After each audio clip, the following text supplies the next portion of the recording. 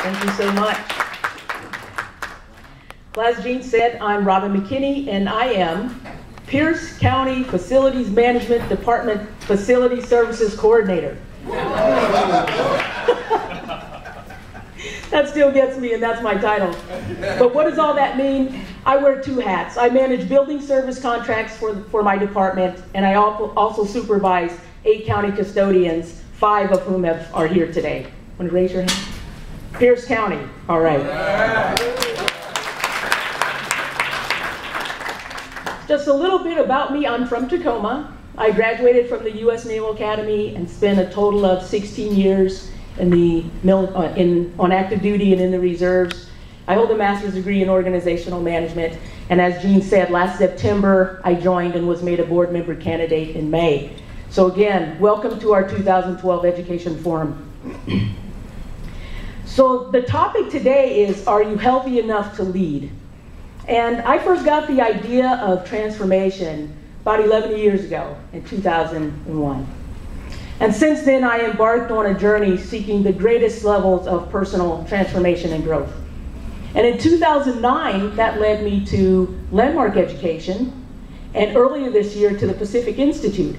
Participation in these organizations' education programs have been instrumental in my overall growth, but in specific areas important to me as well, that of being a leader, supervisor, fulfilling my passions as writer and speaker. This possibility of transformation is the crux of my presentation today. Transformation begins by understanding the be, do, have principle and recognizing who you are being and what you are doing. Now, in today's presentation, I'm going to ask you to dig deep. So this is not a surface level conversation, and my crew knows that. They know that about me. So the context is leadership fitness, but if you don't lead or supervise others, that's all right. The information is still important because you're always a leader of yourself. So stay with me. Today, my goal, my objective is to challenge you to examine your leadership fitness level. I'm going to further explain the be, do, have principle. We're going to look at a couple examples of poor leadership fitness. I'm going to share a tool that will help you elevate your leadership fitness. I'll share a success story of how I use that tool. And we'll do an exercise, and we'll finish up with those pieces of paper I don't want you to look at yet in the middle of the table. Adult learners, I know, and I knew this. I forgot a cover sheet, and I'm paying the price. So if you've already read it, put it back, please. Tried to cover it up with the number, but that didn't work. Believe me, we will get to that at the end of the presentation. I'll also give you a tool that will help you reclaim or establish power in areas of your life that you wish to do so. Now, as Jean said, the power of the presentation of all day today is your participation. I'm going to ask you to write things down. You've got 3 index cards in front of you, and there are pencils on the table. One of those is for feedback. One of those is for one of the exercises, for 2 of the exercises we're going to do. And I went around, so everybody should have one. And so participate. The information will be much more long-lasting and beneficial if you do so. So let's get started. What is the be, do, have principle? Simply stated, the be, do, have principle is being creates actions of doing, resulting in your having. Being creates actions of doing, resulting in your having. Here's a simple illustration. 20 years ago, I was a competitive athlete. I was a power lifter. That's a type of weightlifting. And I wanted to set national world records. So I thought to myself, what type of athlete sets national world records? High performance athletes. So I needed to be a high performance athlete. So as I ingrained that in my mind and I thought about what high performance athletes do, I began to do those things. I trained religiously, rigorously. I ate properly. I got proper rest. I balanced my leisure time with my training. And as I did those things over time, What was the end result? I set national and world records. By being that athlete, that high-performance athlete in my mind first, and envisioning myself as that world champion, I created the actions that I needed to do to get there, resulting in my having world records. Be, do, have. Now the thing about this principle is it doesn't discriminate. Whether you use it for positive intentions or negative, it still applies. So here's what I think society has done. I think we've flipped it. We've done it in reverse. We want to have. Maybe we'll do a little to get what we want to have. And we'll even do less of being to get there. The best example of this is the lottery player. They want the millions. Nothing wrong with wanting $1 million. Nothing wrong with that. That's not what I'm saying. Okay? But we want to have the end result without doing or being what's necessary to get there. And what happens when the principle is applied out of order? Intended results don't last.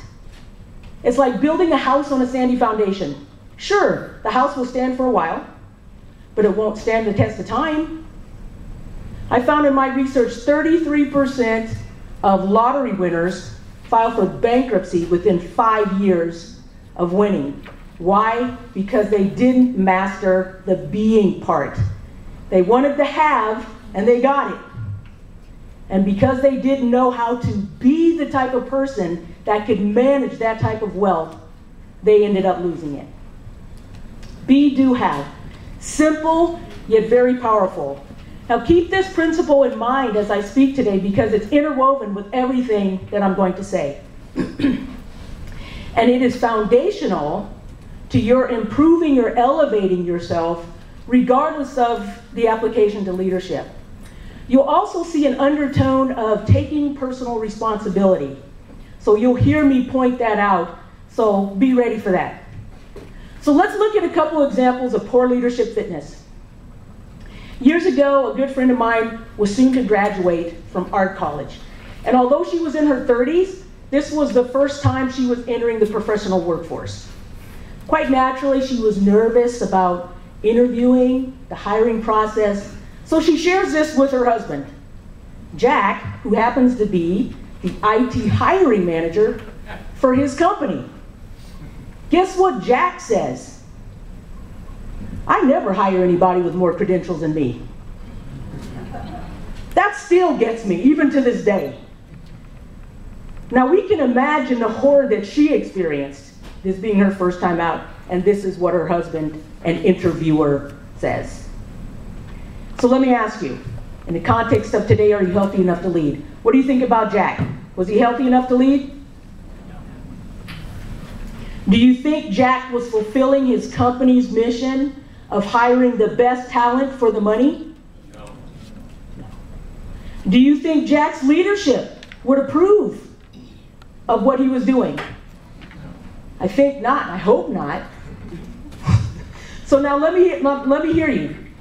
What are some words that might describe Jack? Just from that little sentence that I told you about Jack. Yes? Threatened. Insecure. Selfish. Anything else? He's unsupportive. Unsupportive. What to do. Unsupportive. Unmotivated. Unmotivated. Barry? That's the word. Barry said insecure. And when I thought about this, and I also knew Jack, the word that jumped out at me was insecure. Jack was incredibly insecure. And now listen how I say the next sentence. The fallout of the events creating the atmosphere for Jack to take on insecurity got dragged into the workplace every day. I'll say that again because it's a mouthful. The fallout of the events creating the atmosphere for Jack to take on insecurity got dragged into the workplace every day. Notice what I didn't say. And here comes one of those personal responsibility things. Notice I didn't say whatever made Jack insecure. Nothing and no one can make you say or do anything. Everything comes down to choices. We're one step closer to living powerful lives when we truly get that we're always in control. We're always in control of our thoughts, our feelings, and our actions. The ball is always in our court. Now, granted, sometimes it seems like the court is in somebody else's stadium, but that doesn't change the fact that we're always in control. So now looking back at Jack, just as Jack was bringing insecurity to work every day, what are you bringing into the workplace every day that's undermining your performance, your professionalism, or you're being a team player? Remember, this is not a surface level presentation today. Dig deep. What internal conversation or belief do you have about yourself that's adversely affecting those who report to you? And it might be difficult, but think about it this way. Jack, I'm sure, did not wake up every morning and say, I'm insecure, so I'm going to act insecure at work today. He didn't do that. He had become insecurity. It was now just a part of how he did business. I'm sure where he felt threatened the most was during an interview, right? Because he already knew, I'm not hiring anybody who's got more credentials than me. Okay? But it's not something that he thought about on a conscious level. What about you is like Jack? Where is Jack showing up in your leadership, in your being a coworker, in your being a peer, parent? Most of this conversation is going to focus on, the workplace. But if you're having difficulty applying anything I say, think about your personal life, because it's all relevant. So now we've picked a Jack. Now I'm going to come a little bit closer to home. Second example of incredibly poor fitness, leadership fitness. So as I was preparing this presentation, quite naturally, I thought about my own struggles and difficulties as a supervisor and leader over the years. And if there is one area that I struggled the most and failed miserably, that would be in communication.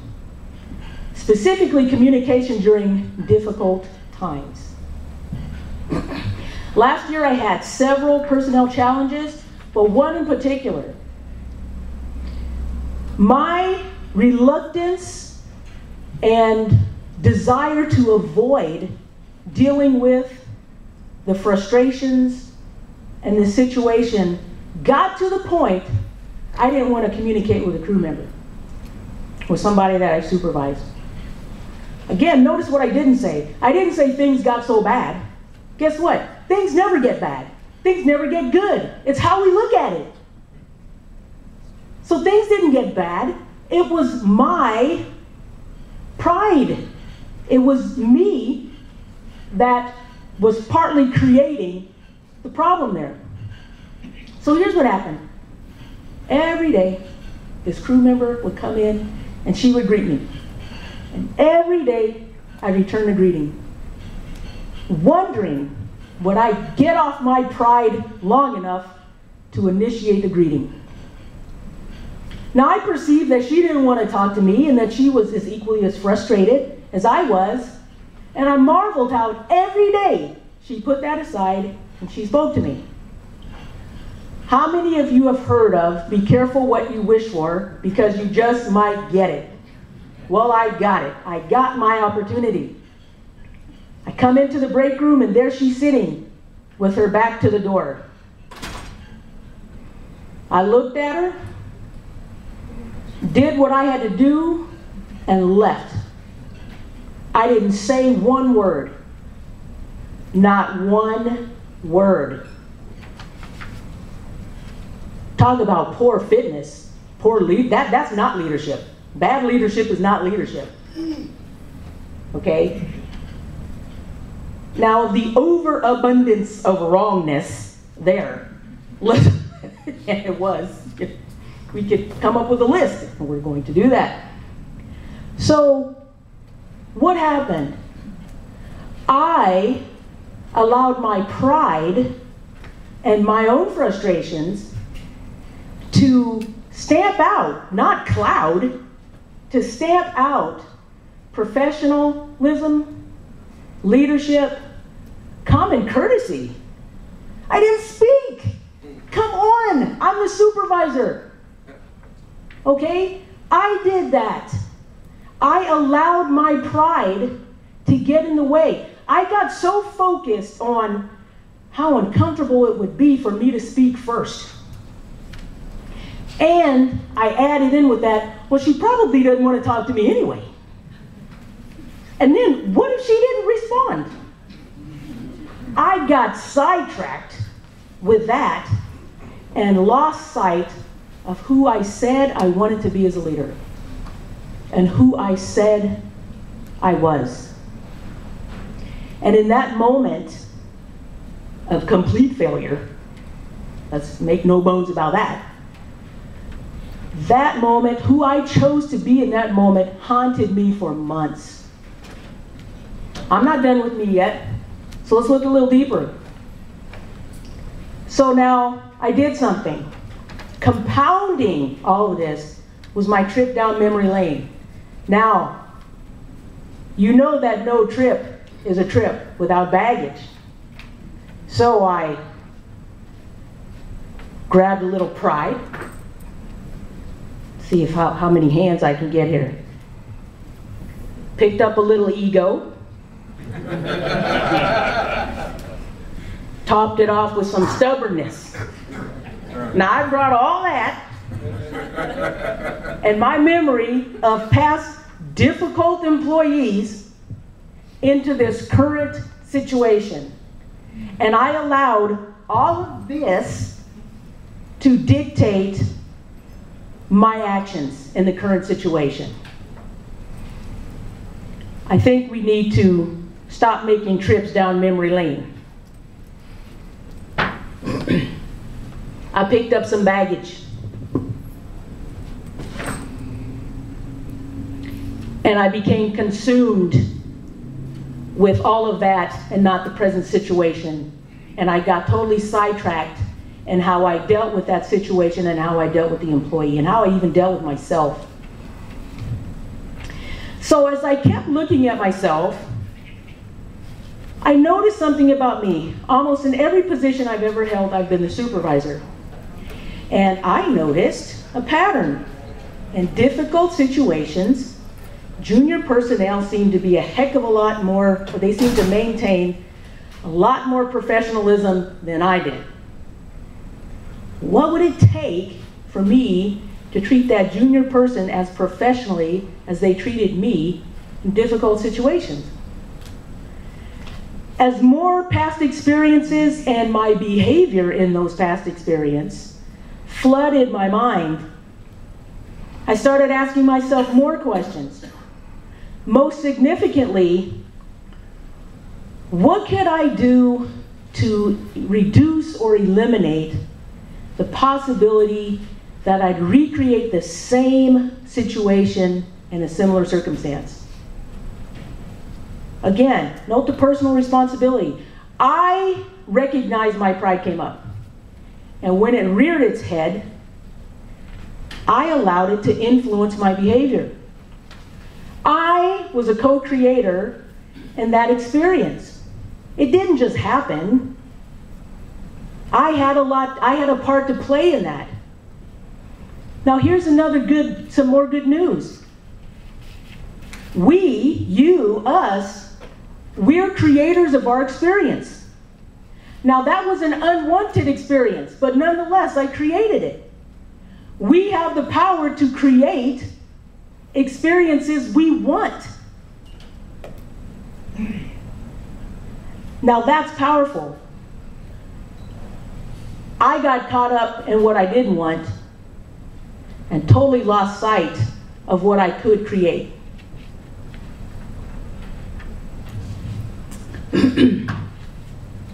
So,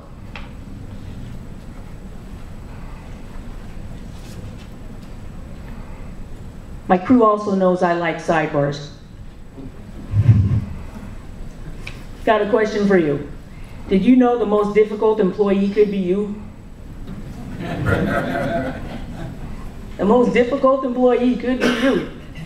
Now, I'm not talking about people who don't want to work. We've worked with those people. You've led them, I've led them, you've worked with them, we've worked with them. They take the easiest jobs, they have a low or no work ethic, they're lazy, they don't show up for the tough stuff. We know these people well, okay? That's not what I'm talking about. I'm talking about when we are those people. And in the case of my crew member, I let my pride get in the way. I took her actions personally, and that only made the situation worse. Okay? Even though I believed that I was justified because I felt she disrespected me. So therefore I can act this way. I can cut off communication. After all, initiating a greeting isn't necessary to doing a job. I don't have to speak to her first. Bad. Leadership demands that we stay present, that we get present and stay present. No more trips down memory lane. No more stopping by baggage claim and cleaning it out and hauling around all that old stuff, all those old past experiences. Now think about this. What bags have you picked up that you still carry around today? How are those suitcases filled with past experiences weighing you down, delaying your flight or preventing you from taking off? Get rid of them. And my next example of an effective leadership tool will hopefully help you to do that. Coaching Forward is a technique I learned just in March through the Pacific Institute, and not only can it help elevate the leader in you, okay, but it can stop us from going down memory lane so much. So Coaching Forward is basically what its name implies. You're focused on the next time. So when an employee does something unwanted, or you can also apply this to yourself, you focus on the next time. Now, what do we do as people? When somebody else makes a mistake, or when we make a mistake, what do? Oh, we review it, we analyze it, we rehash it, we dissect it, bisect it. We study that thing until we can do it perfectly again, over and over and over again. That's what we have a natural tendency to do. Coaching Forward helps break that pattern. And now you may be wondering, like I did, well, wait a minute.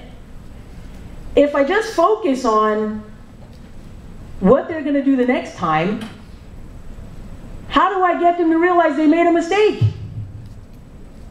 Got to talk about it, don't we? Don't we have to analyze that and review it?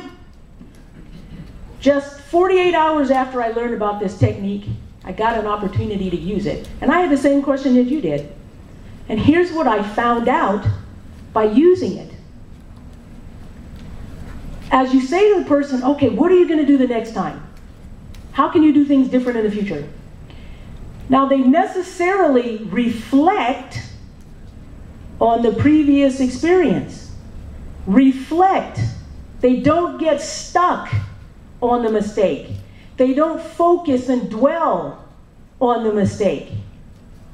They look at it, but the focus, the emphasis, the attention is on what they're going to do the next time. As leaders, as we shift our focus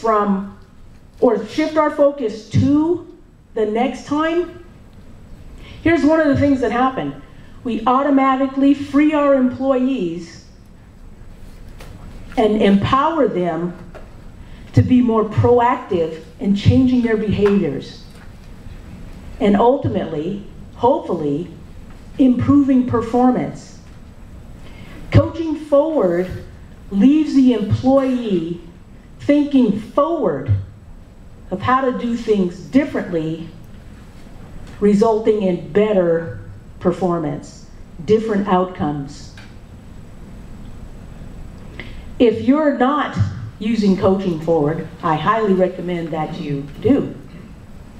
Now, I had my first full-blown experience with Coaching Forward a couple months ago. I had to have a talk with an employee.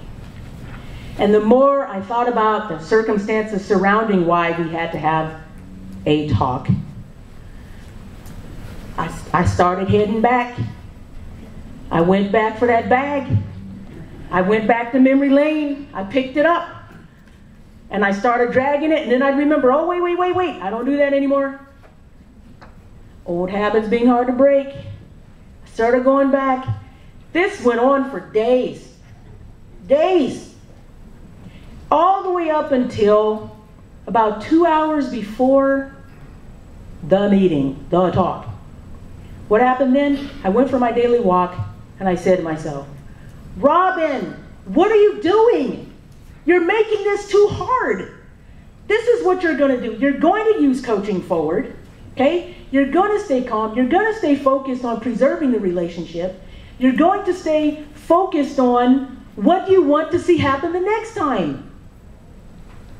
So once I got myself together by reining in those unwanted, unproductive thoughts of the past and how things have been before, I got a hold of myself and I shifted my attention to the leader I said I wanted to be. So what happened? Called in, started the meeting. Now it started off a little bumpy, but I stayed calm. I stayed focused on next steps. I emphasized with the employee, not the unwanted behavior, but what he needed to do the next time. And unlike previous meetings when I had to give that corrective feedback, I left this meeting energized. I was excited. I called my supervisor. I said, oh man, this was great. This was great. I feel fantastic. It was a great meeting. 2 days later, I had to meet with that crew member again. And instead of being a little nervous or hesitant about it, I was excited. I couldn't wait. I couldn't wait for another opportunity to demonstrate the leader I said I wanted to be. And that was being there, showing up for the crew in a way that they could trust, being consistent, listening. It was exhilarating. Now, instead of looking at difficult situations, I look at them as pure opportunities. When I have to speak to the crew now, and some of them know this because I've used it on them and told them I was using it on them. Now I look forward to it. Using Coaching Forward, just that simple tool of taking that on, has given me a completely different insight on how I view the corrective part, the growth part of leadership, of being a leader. It's exciting. They're opportunities for growth. They're not difficulties. And it's important, I'll throw this in, it's important the words that we use, because words form the foundations for our thoughts. Thoughts lead to actions. But going backwards, our actions go back to the words that we use. So I don't have difficult employees. I don't have difficult situations. I'm not difficult. They're all opportunities. They're all opportunities. I highly recommend that you use that if you don't already. So I'm going a lot faster than I had planned.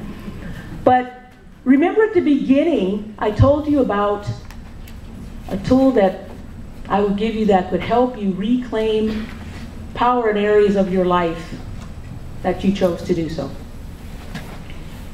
Again, this came from the Pacific Institute. There was a mini conference that we went to. And the Pacific Institute, they had trained the facilitators. And it's called affirmations. Now, I had heard of affirmations 20 some odd years ago, something like that. And maybe you've heard of affirmations. And let me read you the definition of affirmations according to the Pacific Institute.